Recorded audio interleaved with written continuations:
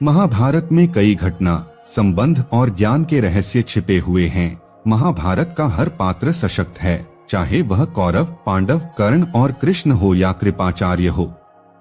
महाभारत सिर्फ योद्धाओं की गाथाओं तक सीमित नहीं है। महाभारत से जुड़े शाप, वचन और आशीर्वाद में भी रहस्य छिपे हैं। दरअसल महाभारत की कहानी युद्ध के बाद समाप्त नहीं होती है। असल में महाभारत की कहानी तो युद्ध के बाद शुरू होती है। क्या आप जानते हैं आज तक अश्वत्थामा क्यों जीवित है और क्यों यदुवंशियों को नाश होने का शाप मिला था? आखिर क्यों धर्म चल पड़ा था कलियुग की पथ पर?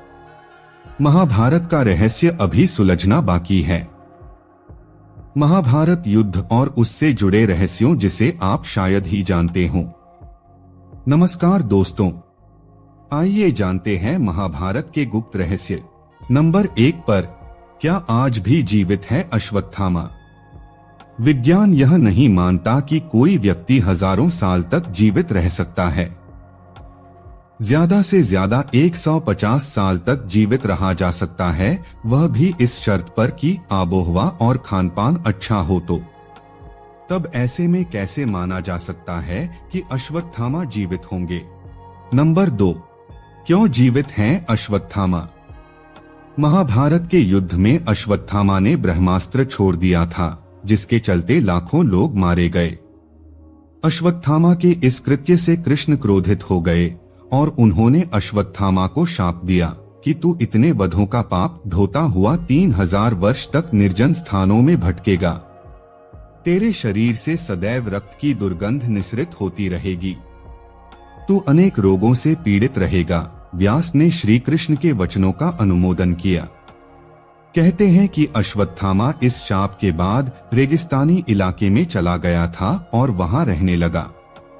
कुछ लोग मानते हैं कि वह अरब चला गया था।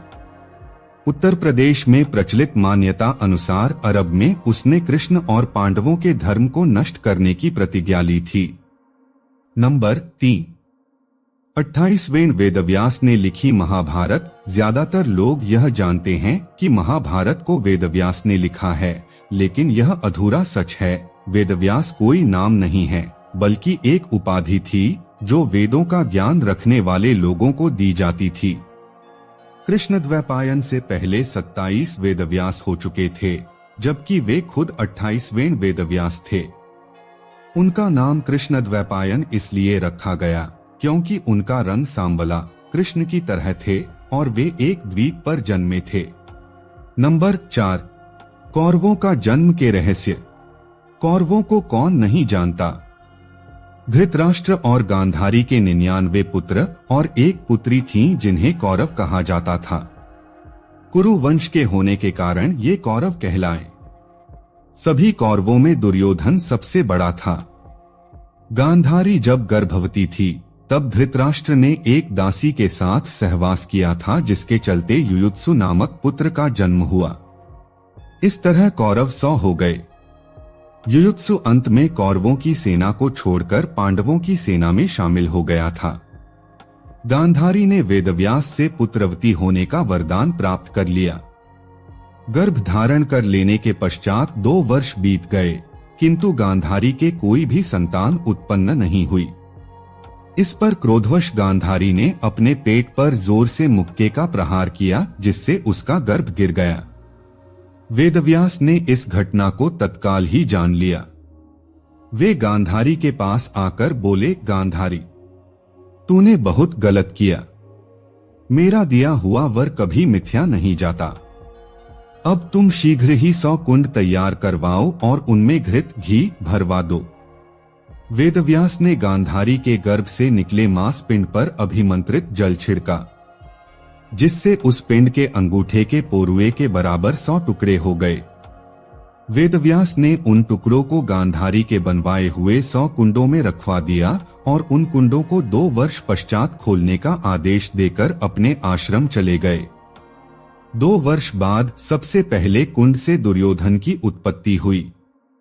फिर उन कुंडों से धृतराष्ट्र के शेष 99 पुत्र एवं दुःशला नामक एक कन्या का जन्म हुआ। नंबर 5, दुशासन के पुत्र ने मारा अभिमन्यु को। लोग यह जानते हैं कि अभिमन्यु की हत्या चक्रव्यूह में 7 महारथियों द्वारा की गई थी। इन 7 महारथियों ने मिलकर अभिमन्यु की हत्या कर दी थी, लेकिन यह सच नहीं है।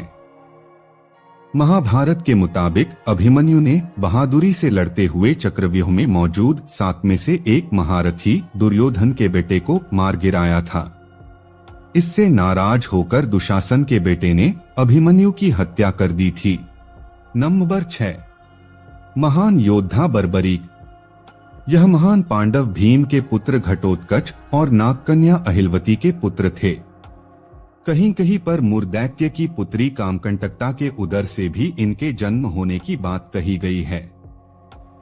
महाभारत का युद्ध जब तय हो गया तो बर्बरीक ने भी युद्ध में सम्मिलित होने की इच्छा व्यक्त की और मां को हारे हुए पक्ष का साथ देने का वचन दिया।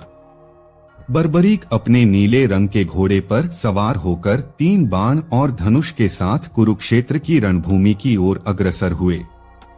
बर्बरीक के लिए 3 बाण ही काफी थे, जिसके बल पर वे कौरव और पांडवों की पूरी सेना को समाप्त कर सकते थे।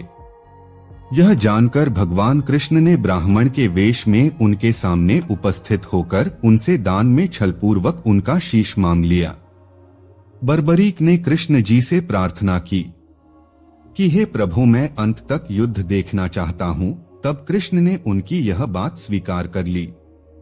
फाल्गुन मास की द्वादशी को उन्होंने अपने शीश का दान दिया।